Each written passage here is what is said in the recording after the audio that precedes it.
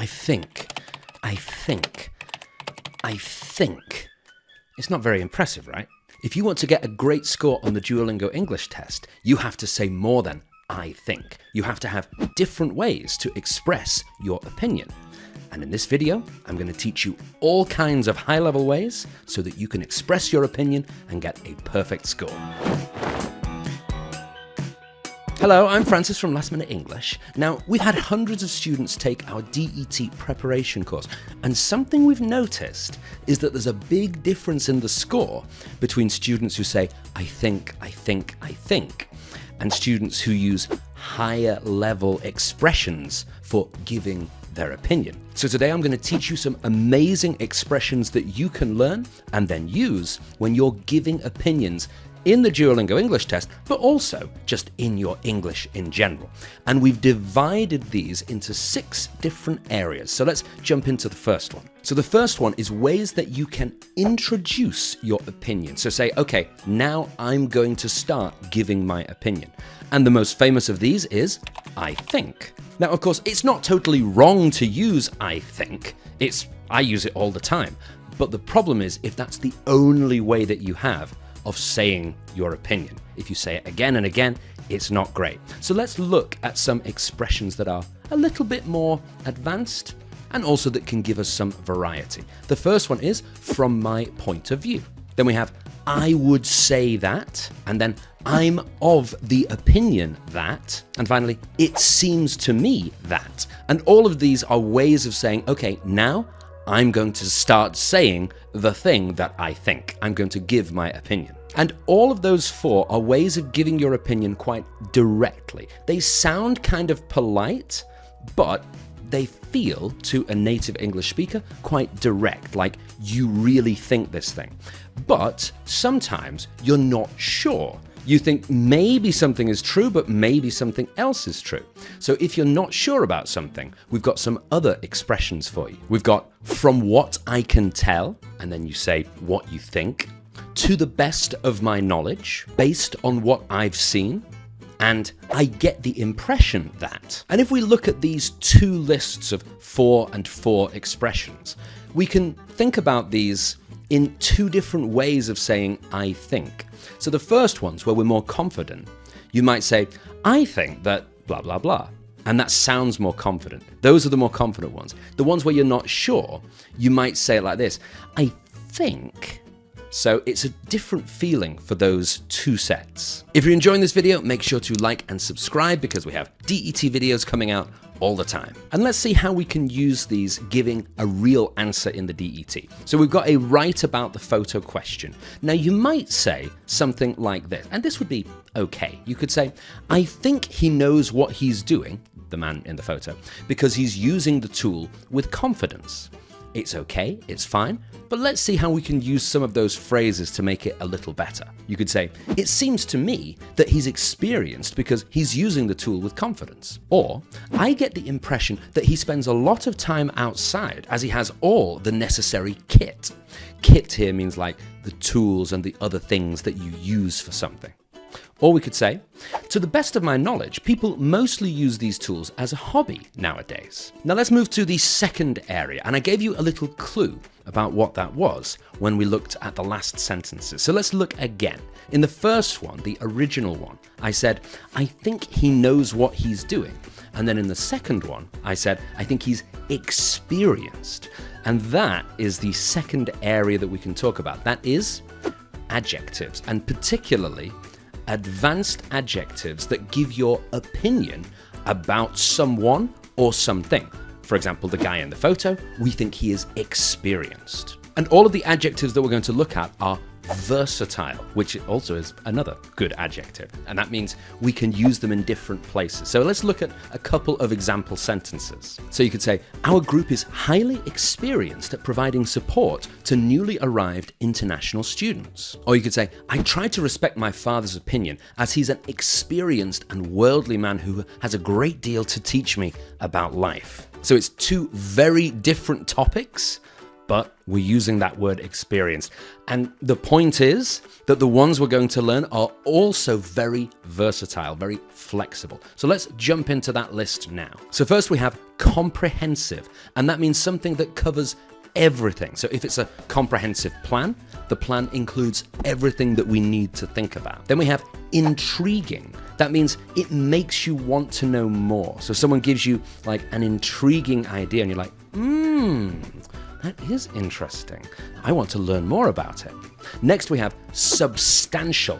Substantial is like big and kind of important. And similar to that is the next one, which is significant. But significant doesn't have the feeling of big. Like substantial, we could say, Francis ate a substantial piece of cake. And it means like a big, for me it's important, but really it means a big piece of cake. But significant means important, but also it has like a strong meaning. Then we have innovative. That's like you're trying new ideas. And the next one is subtle. So there's the B is silent. It's not subtle, it's subtle. And that means when it's not very obvious, you do things in a clever way. Then the final two, we have relevant. So that's connected to a topic. And we have convoluted. I bet that's a new word for you. Convoluted means I often talk in a convoluted way, including lots and lots of detail and maybe a little bit hard to understand. So the second section was those versatile high-level adjectives, and you can drop those into almost any answer. The third section is also adjectives, but this time it's for things that you like. So first we have outstanding. That means something is really, really good. Then we have valuable. So it has some kind of important value. We have productive. So productive means that the result is something good. You might say like, I had a productive meeting where we came up with lots of good ideas. The next two are kind of similar to each other. We have appealing and we have charming. And both of them mean like attractive, something nice, something that's quite interesting. And then finally, honorable. So honorable is like something that we should respect. Now let's practice this. We're going to do a little complete the sentences practice. So you can see that there is a word missing, and it's one of the words that we've just learned. I want you to take 30 seconds, read the couple of sentences, read the options, and try and choose the correct one. Have a try now.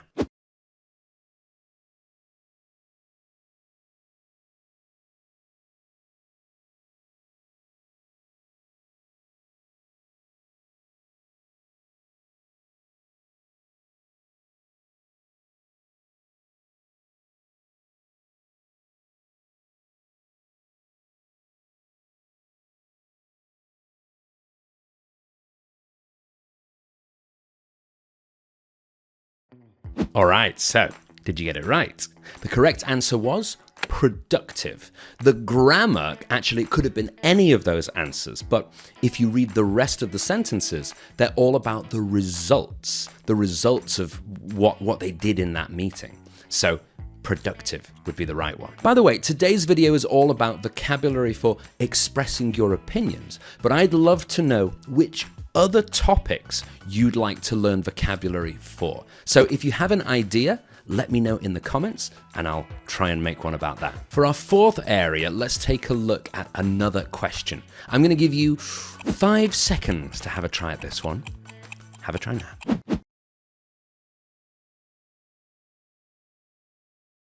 So, what do you think? Real word, not a real word? It, of course, is a real word, the word substandard. And actually, it's an example of our fourth area of vocabulary. That's adjectives for things you don't like. So, of course, you can very simply say, it's bad, or it's really bad. It's so bad. But there's much more variety that you can show very easily, I think, in this area. So, first of all, substandard. So it's something that's less than what we need. So if you've asked for a product and that product arrives and you thought it was going to be this good, but actually it's only this good, you can say this product is substandard. It's not as good as it should be. The second word is mediocre. And mediocre means like, That's the noise of mediocre. It's like not terrible, not really, really, really bad, but also not good at all. And there's a little feeling of disappointing if something is mediocre. Like if you go for a meal in a restaurant and you pay lots of money and the meal isn't bad, it's not disgusting, but it's not amazing either. You can say, oh, it was a bit mediocre. The third one is detrimental. And detrimental means it's causing harm. It's damaging something. Like detrimental to your health means it's hurting your health. Then we have undesirable. That's something that we don't want. Desire, we want it. Undesirable, we don't want it. So we could say an undesirable outcome. So the result was not the result that we wanted to get. Then we have troublesome. So that's like causing problems. You could have like, as a teacher, I've had troublesome students in my class. So students who are trying to get the attention and being naughty. And finally, we have disturbing. So disturbing makes you feel upset. If you see something disturbing, like you watch a video of someone in a car crash, like online, it's not nice to see, and it makes us feel like, oh no, oh. And then you have that image in your head. It's quite disturbing. It upsets you. So we've talked a lot about adjectives, and now we're going to move to verbs for giving your opinion on something. And I've got a little challenge for you. I've got a list of verbs here, and I want you to decide for each one, is it a positive thing or is it a negative thing? Is it good or is it bad? I'm going to give you 30 seconds to look at the list and choose positive or negative for each one. Let's have a try.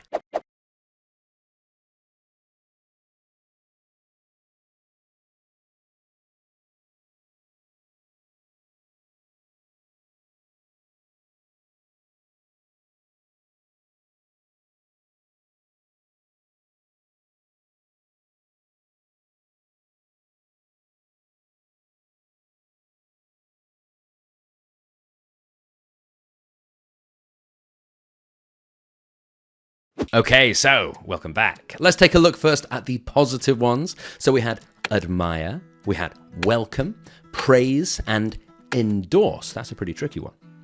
And for negative, of course, we had question, oppose, dismiss, and condemn. And let's quickly go through the meanings of each one as well, because they're all slightly different to each other. So we have, first of all, admire. That's like you respect someone. You think that person is good at something. We have welcome, which is when something happens and you're pleased about it. So you might say, I welcome the chance to take my DET. It means I'm happy that I have the chance. If we praise someone, that means we're making positive comments, like saying, really good job, like you're so smart, things like that. And endorse is a more official way of praising someone. So like if the president endorses a candidate to be the governor of one of the states in America, for example, it means the president is saying this person would be a really good governor. And a really good recent example of this is that in the 2024 presidential election in America, Elon Musk endorsed Donald Trump. Now, you might think that that's good or bad. I won't tell you my opinion about it. But either way, we know that Elon Musk said, yes, I think Donald Trump is the right person to be the president. Then the negative ones, first of all, question is when you're expressing doubt about something. You're saying, I don't know if that's right, or I don't know if that's true. Then we have oppose, which is when you say, I disagree with that thing. We have dismiss, which is when you say, okay, something is it's wrong, or we think that something isn't important, so we don't pay attention to it. And if we condemn something, it means we're saying that that thing is wrong and probably morally wrong. And let's take a quick look at a writing sample question with a few of these verbs. So first of all, the question. Some people think that academic dishonesty is mainly caused by pressure to succeed, while others believe it happens because students lack a sense of personal responsibility. We've got a few sentences to answer this. So we have, I greatly admire students who manage to overcome this pressure and avoid dishonest practices. So I admire them if they are honest.